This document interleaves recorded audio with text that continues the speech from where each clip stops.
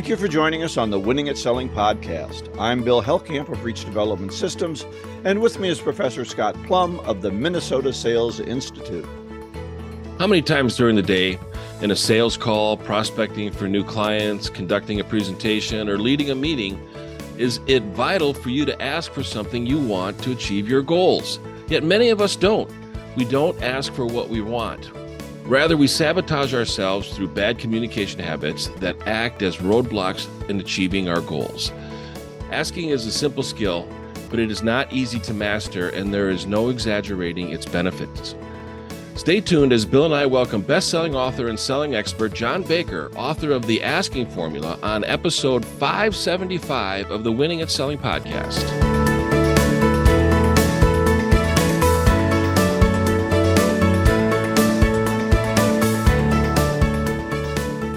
I'm really looking forward to hearing from John, but before we do that, just want to make an announcement that we won't have a book club. We want to give all the time to John Baker, but we will have a book club next week. We're in How to Win Friends and Influence People, Part 3, Chapters 10, 11, and 12. So, Scott, turn it over to you. That's a great book, and I just love reading along with a lot of our listeners.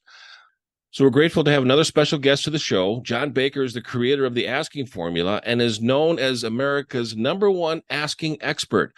John is the founder of Ready Thinking Worldwide, a leading provider of thought leadership and training programs to organizations across the globe. He is the author of 2 Axiom Award-winning books, Ready Thinking, Primed for Change, and The Asking Formula. Ask for what you want and get it. For 30 years, John has led thousands of individuals at various levels as senior vice president and chief operating officer at leading companies such as American Express and Ameriprise Financial. John's background includes extensive experience in sales, leadership, and personal development.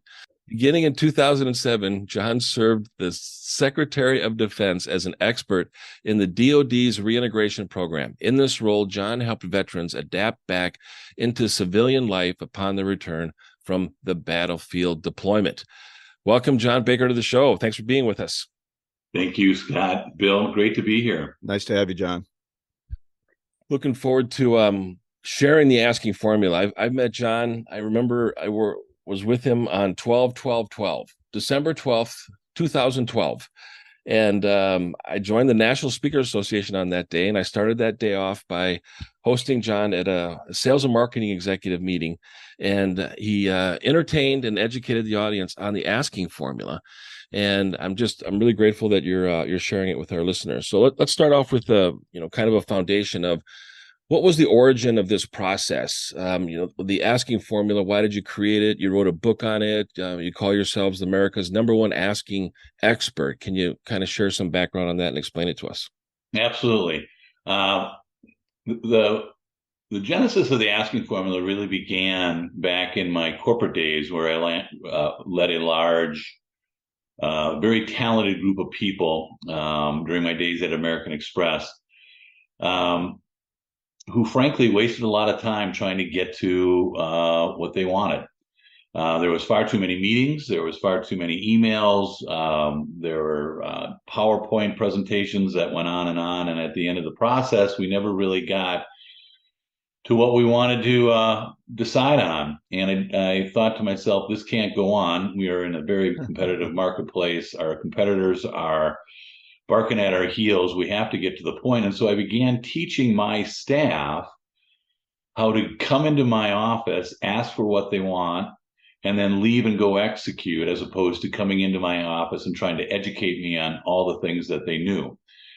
And we began seeing where our meetings started going from hours to 15-minute blocks, where our PowerPoint presentations went away entirely, where emails became decision-making as opposed to just spreading more information. And during my time, I was also, even though my title was Chief Operating Officer, I was involved with about $1.5 billion new sales every year. And we had great salespeople, but just like all good salespeople, our group decided that they were reluctant to ask for what they wanted. They couldn't ask for the close. They couldn't ask for referrals. If we required them to go ask for fee increases, they froze. They didn't know what to do with that. So began using the Asking Formula in that regard as well. How do you get salespeople to go through the sales process and then ask for what they want so they can get to the next step, whether that be a next step of the sales process or the close itself. So that's where it all started. Candidly, I didn't write it down until I left my job at American Express, but then I wrote it down, and people came to me and said, you know what, my group is horrible at this. We waste too much time not making decisions. And it's really been a very fun thing to introduce into the marketplace of it by itself. Yeah, I'm not surprised that people get stuck on the presenting, right? We love to tell people what we know rather than ask questions, ask them what they need or where we should go with that. And I'm a process guy, John. I like a formula. I like it. You call it the asking formula. So there must be some steps involved in it. What are the process points of this asking formula, and how can people use it to impact their sales? Excellent. I too am an ops guy, so everything I thought about was thought through the lens of making sure a process is in control and can be repeatable and is optimized for efficiency and effectiveness. And so to me, it became clear that what I was trying to get my folks to do and what others need to do is really begin a process of a 6-step method that starts simply by knowing what you want, which seems like a very basic thing. But you'd be amazed at how often in our workshops we have people come in to work on an ask, go through the whole process, and then say, you know, that's not really what I wanted to ask for. If you don't know what you want before you ask for it, there's 100% chance you won't get it. So the first step in the process, which seems very elementary, is essential because it begins your focus. It begins you controlling the conversation. The first step is know what you want. The second step is right away ask for it. If you know what you want, ask directly for what you want.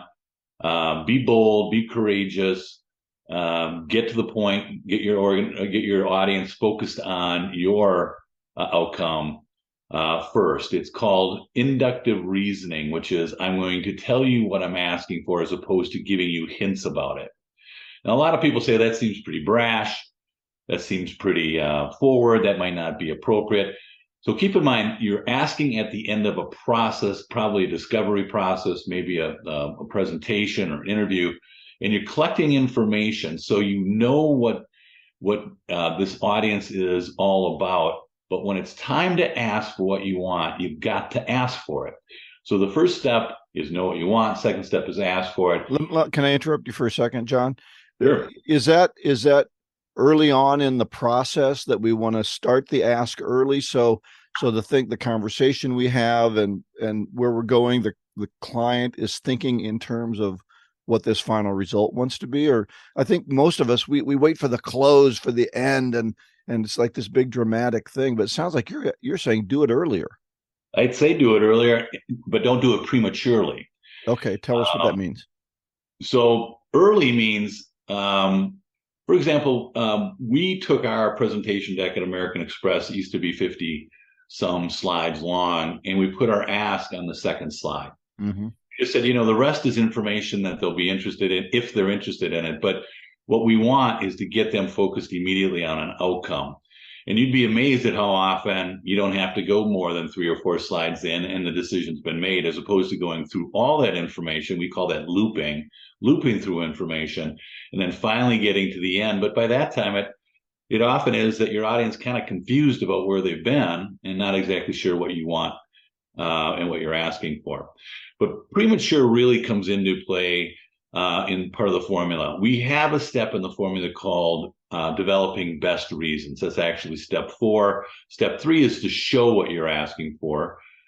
Step 3 is simply to use words to help people visualize what's in it for them. It's called indirect influence. It's a cool science. But whenever you can give somebody a visual where they can click on the visual, it helps them get to yes. Mm-hmm. Step 4 is called develop best reasons. And this is where people collect that information during the discovery phase of a sales process. They're asking questions. They're using their listening skills. They're leveraging. But that's just not idle curiosity. What I've found many times is sales pros forget that they're trying to influence an outcome. They're not trying to be Dr. Phil. They're not just trying to get a bunch of information out from the prospect. They're actually trying to drive an outcome. And so as you're asking these questions in your discovery, when you're probing, when you're listening, you're doing it purposefully. And that purpose is to answer the question, what's in it for this person to say yes to what I'm about to ask them? And if we've set up the ask well, then both the salesperson and the client are kind of on track together in answering those questions, aren't they? It is, and it becomes really self-evident that what you're doing is simply repeating back to your audience what you heard them just say to you. When you're telling, you're selling. When you're talking a lot, people pick up that you're trying to, you're working them a little bit.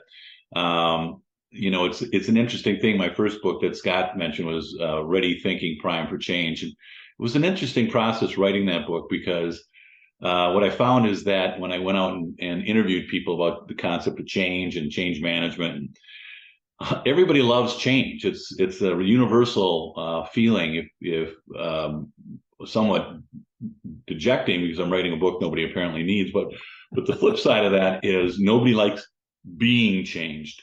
And that's where influence comes in. If somebody feels you're changing them, or if somebody feels you're working them or selling them, they really become more and more resistant to change. They dig in their heels. However, if you can repeat back to them what's in it for them from their perspective, from their own words, for them to say yes to you, then they don't sense that you're working them at all. Simply, you're giving them best reasons why they should say yes.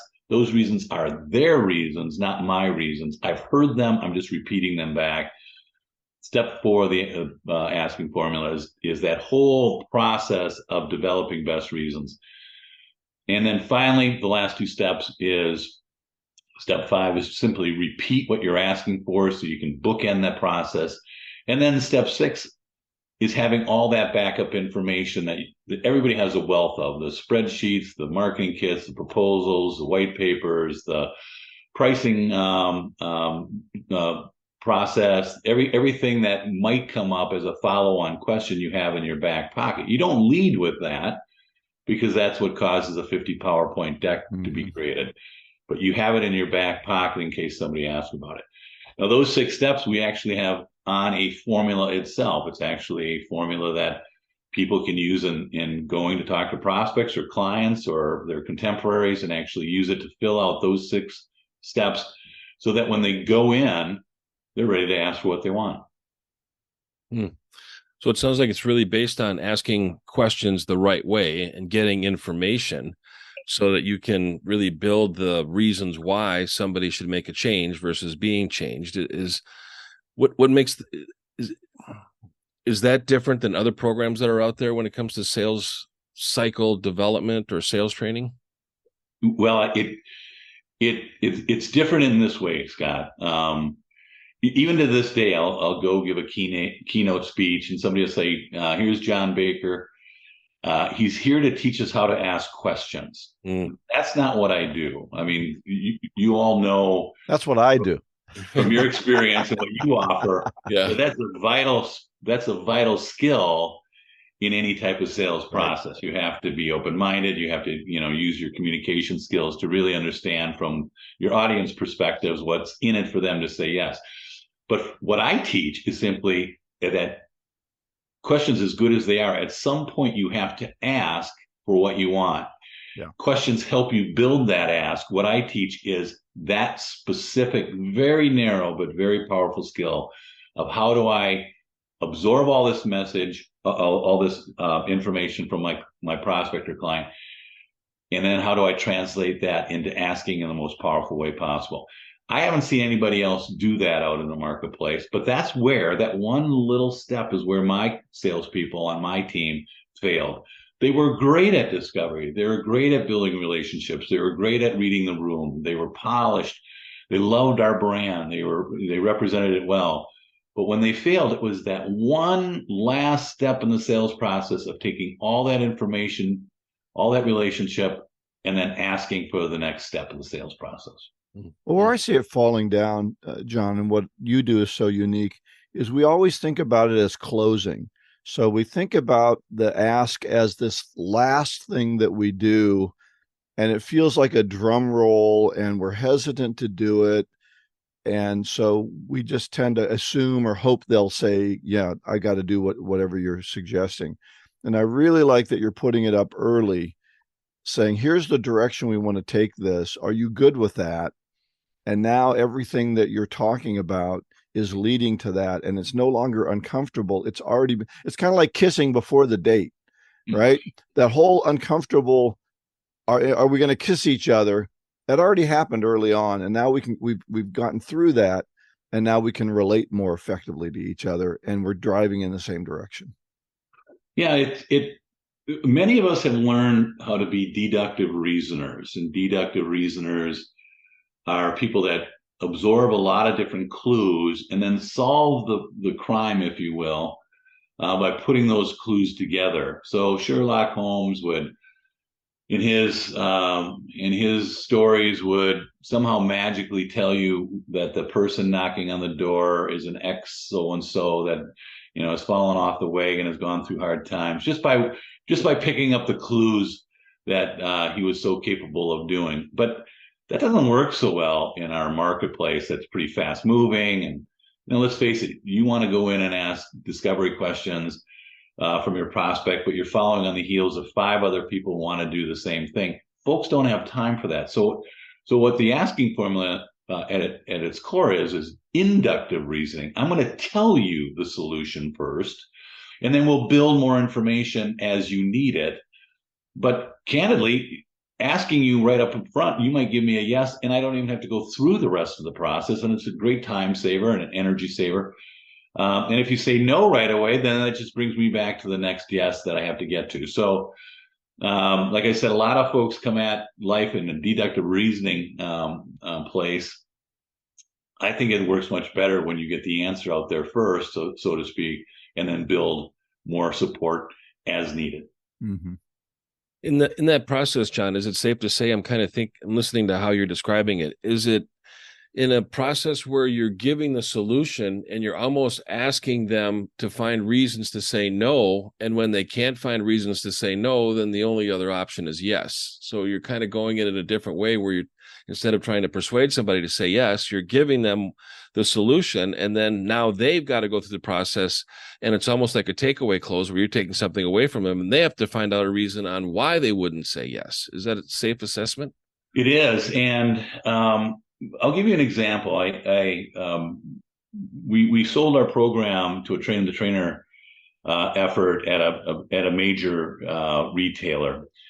So I didn't deliver the training, but I went into this retailer to buy a laptop, and the individual who met me in the laptop area, the sales associate, if you will, met me there and began engaging with me. What are you looking for in a laptop? What do you use today? What do you like about that? What do you use at work? What do you like? What don't you like about that? And was just kind of casually talking to me about my needs, my wants, but it was never here are the functions and attributes of this major brand, or we got this one on sale, or this one, has X, Y, and Z. She kept all of that technical information aside and just engaged me about what I liked and what I didn't like and what I was looking for. And at the end of that whole process, she said, Mr. Baker, I'm going to ask you to buy this MacBook Pro. Now, there's a lot of reasons this makes sense. You shared many of those reasons with me. Can I share those back to you? And of course, I was like, absolutely. So she did her job. She shared those best reasons back to me, what she had heard me say. And at the end of your point, Scott, I was like, well, that makes all the sense in the world, because that's exactly what I said I needed. So there was really no sales process. She was kind of taking me where I wanted to go, and simply at the end just got me logically to the point where I could say yes. Wow. I think one of the challenges that I see with a lot of companies is they don't understand what problems they solve. And in not identifying what problems you solve, it's very difficult for them to ask for a sale because they're not creating that inductive reasoning process and presenting it back to a prospect when a prospect is able to uncover some of the challenges that they have that connect to the solutions that a company offers, and everybody wins at that. So it's just fascinating to see how your formula is so applicable still in today's marketplace after being around for so many years. It's just fascinating. You mentioned in the introduction, or I mentioned it in the introduction, about people sabotaging themselves, with using poor communication habits. Can you give us an example of what you mean by that? Yes, and there's a lot of them. And unfortunately, and you've seen it in your work as well, is they think they're really good at what they're doing. And so there has to be a light bulb moment where they go, oh, I do employ those bad habits, and I've got to stop doing them. And the number one bad habit that I find, both just in interpersonal communication and in sales engagements, is that people want to give out way too much information. And, God bless them, because you get hired by XYZ company and they sit you through 3 or 4 weeks of product knowledge, and here are the specs, and here's our spreadsheets, and this is why we're better. And now go out there and sell people on us. And we've got all that in our heads, right?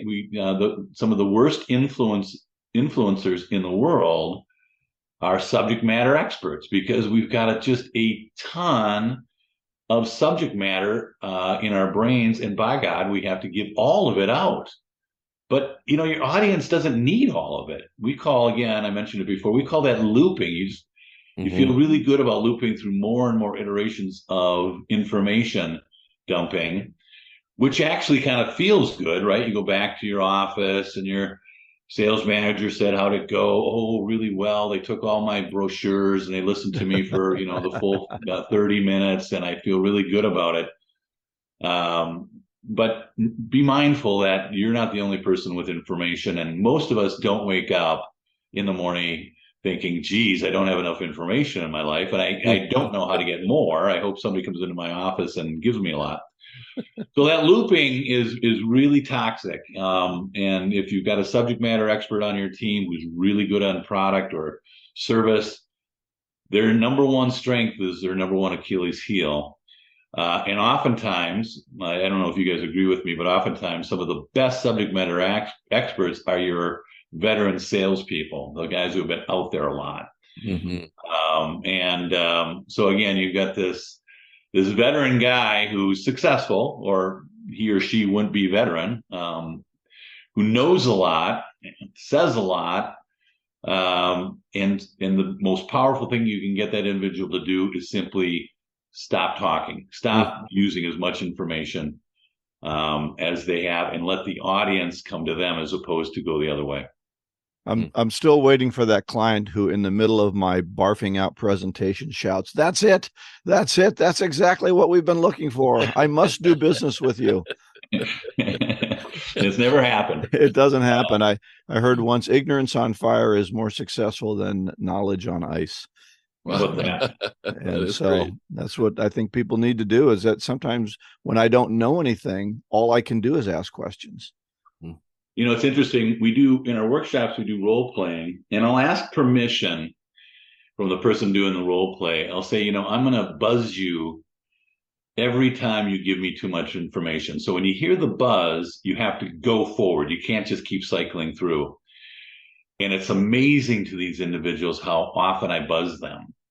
But at the end, they go from a 6 or 7 minute ask to about a 45-second ask. And you can just see their eyes. They're just like, oh my goodness, I don't need all that other stuff. I'm to the point. I'm succinct. I'm presenting information that my audience understands and cares about. Let's go here. As opposed to, boy, I've got more to say to you, even though you might want to say yes to the sale. I want to tell you more so you can get really yes.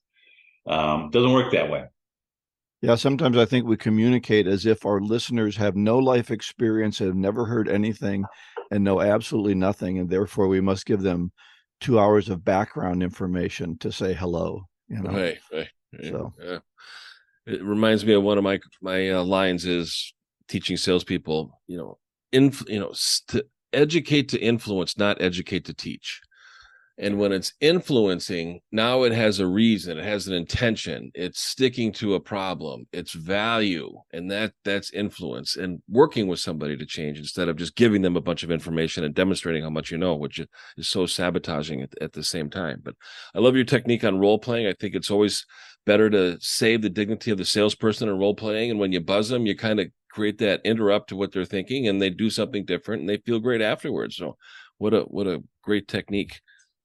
So we're coming to the end of our time, unfortunately, John. We'll have to have you on again. But what do you see as the benefits? Why should people grab your book, attend one of your lectures, have you come and train their people? What is the benefit that you see of the asking formula in action?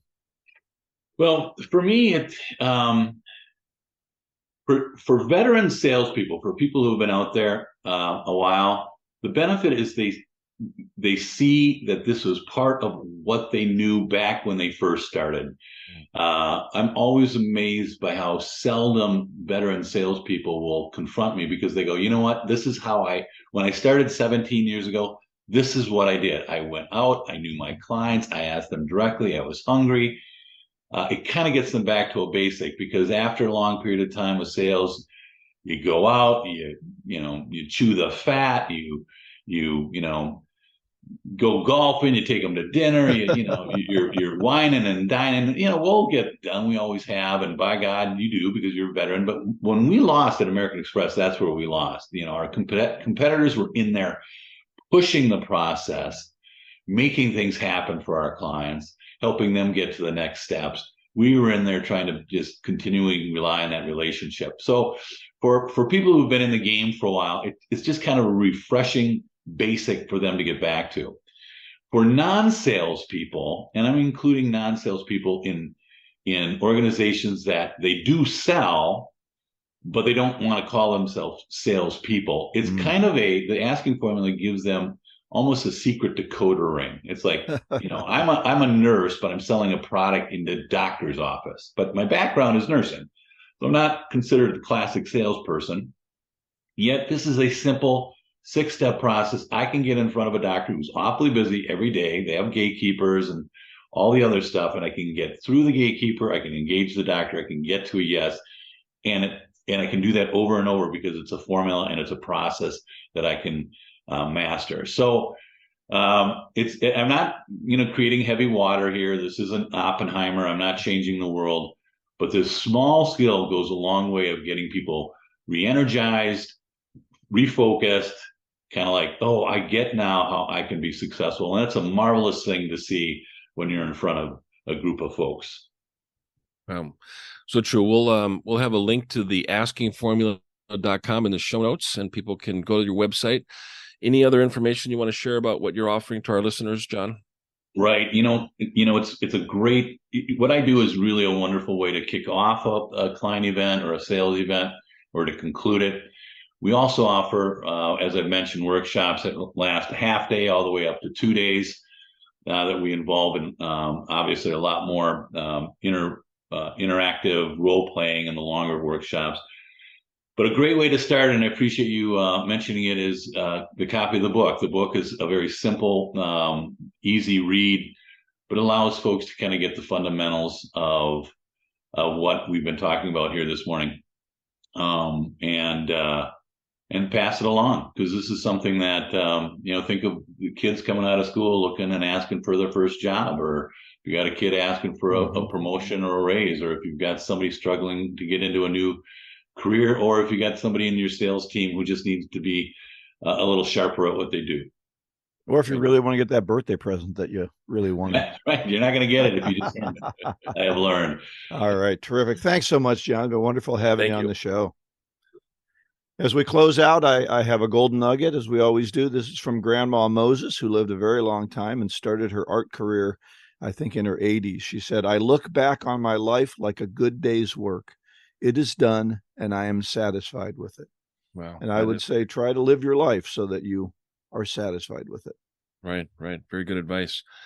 Again, all this information will be available on our website at winningatselling.com. This is show 575, if you're looking for that. Next week, our book club, How to Win Friends and Influence People, part 3, chapters 10, 11, and 12. And we're going to talk about dangerous lessons we've learned that may be hurting us. Please subscribe, share the podcast with your colleagues and on social media.